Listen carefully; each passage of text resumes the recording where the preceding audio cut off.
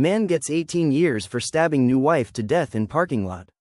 Stephen James Dennis, Phoenix, Arizona man sentenced to 18 years jail after pleading guilty to stabbing wife, Alicia Grant, to death after fighting over annulling their new marriage.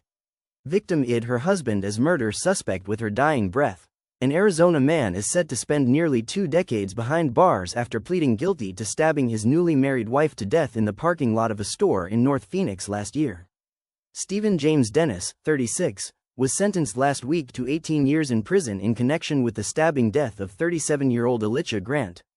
This wasn't just a violent crime, it was an act of betrayal carried out by someone who should have been a source of safety, not fear, Maricopa County Attorney Rachel Mitchell said on August 18.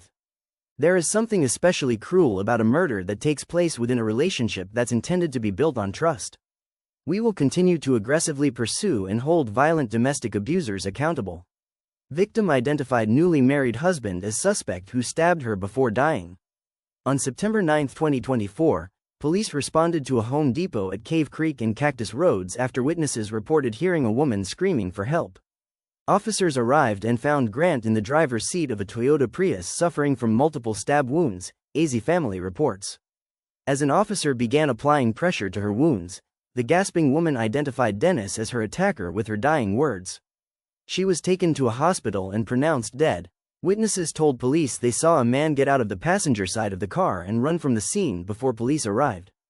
Bystanders had to rendering aid to the woman while waiting for help. Officers were unable to find the suspect. A short time later, prosecutors say Dennis called 911 and admitted to stabbing his wife. He also told them where investigators could find the murder weapon.